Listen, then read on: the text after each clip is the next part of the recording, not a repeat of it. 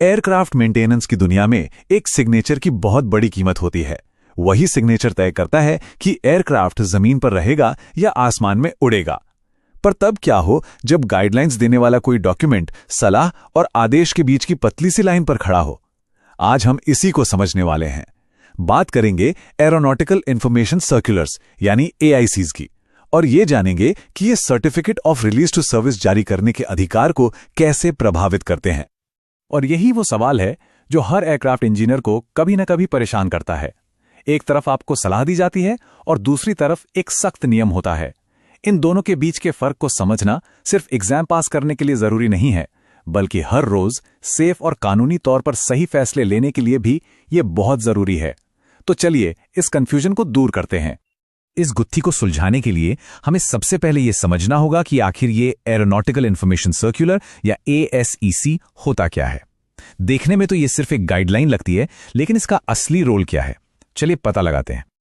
देखिए, AIC कोई मामूली नोटिस नहीं है। ये सीधा Directorate General of Civil Aviation यानी DGCA की तरफ से आता है, जो इसे एक ऑफिशियल डॉक्यूमेंट बनाता है। इसमें हर तरह की जानकारी होती है, ऑपरेशनल, टेक्निकल और यहां तक कि कानूनी भी। मतलब ये इंडस्ट्री के लिए कम्युनिकेशन का एक बहुत ही जरूरी जरिया है। तो DGCA इन्हें जारी ही क्यों करता है?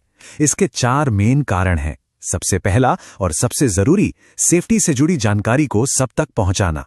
दूसरा, कभी कभी नियम कानून थोड़े मुश्किल हो सकते हैं, तो AICs उन्हें आसान भाषा में समझाने में मदद करते हैं। तीसरा, जब भी कोई पॉलिसी बदलती है तो AICs के जरिए ही सबको बताया जाता है। और आखिर में ये पूरी इंडस्ट्री में एक जैसा स्टैंडर्ड बनाए रखने में मदद करते हैं, ताकि हर कोई एक ही तरीके से काम करे। तो अब आते हैं सबसे बड़े सवाल पर, क्या AIC में लिखी हर बात को मानना जरूरी है या ये बस एक अच्छी सलाह है जिसे चाहें तो मान सकते हैं? एक सर्टिफाइंग स्टाफ के लिए इस फर्क को जानना बहुत बहुत जरूरी है। इस स्लाइड को जरा ध्यान से देखिए। ये नियमों के पूरे स्ट्रक्चर को समझने की चाबी है। सबसे ऊपर है एयरक्राफ्ट एक्ट और रूल्स, ये देश का असली कानून है। उनके ठीक नीचे आते हैं कार, जिन्हें मानना जरूरी ही जरूरी है। और फिर आते हैं AICs। नोटिस कीजिए कि ये कहां हैं। ये सप्लीमेंट्री जानकारी देते हैं, लेकिन ये कभी भी कार्स या एक्ट से ऊपर नहीं हो सकते। रेगुलेशंस की दुनिया में यही इनकी जगह है। तो सीधी सी बात यह है, अपने आप में एक AI सिर्फ एक सलाह है। इसका मतलब यह हुआ कि ये एक बहुत अच्छी गाइडलाइन है, एक बेस्ट प्रैक्टिस है, लेकिन ये खुद में कोई कानून नहीं है। ये एक बेसिक पॉइंट है जो हमें हमेशा याद रखना है।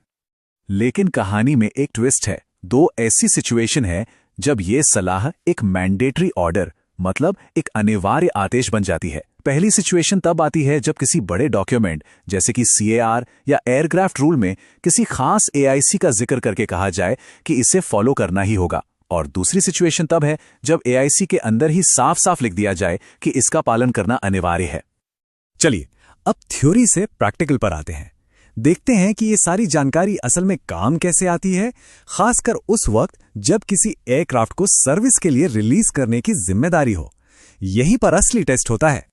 तो एक सर्टिफाइंग इंजीनियर के लिए AICs एक टूल किट की तरह है।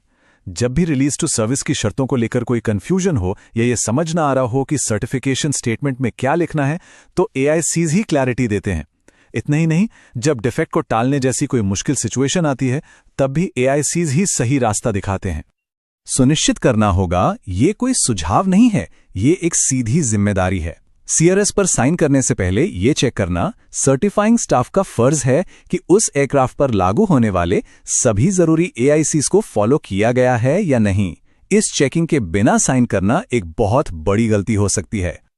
तो इसे फॉलो कैसे किया जाए? ये सेक्शन एक तरह की प्लेबुक है जो ऑर्गेनाइजेशंस और इंडिविजुअल्स दोनों को उनकी जिम्मेदारियां और कर्तव्य समझने में मदद करेगी।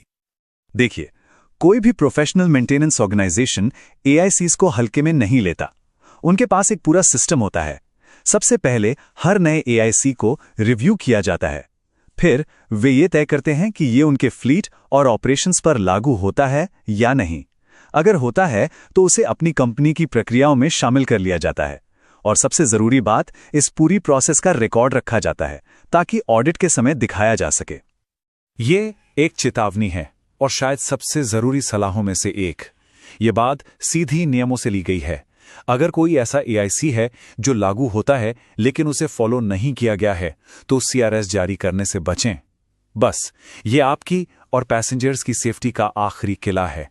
ये एक प्रोफेशनल गाइडलाइन है जिसे कभी भी किसी भी हाल में नजरअंदाज नहीं करना चाहिए।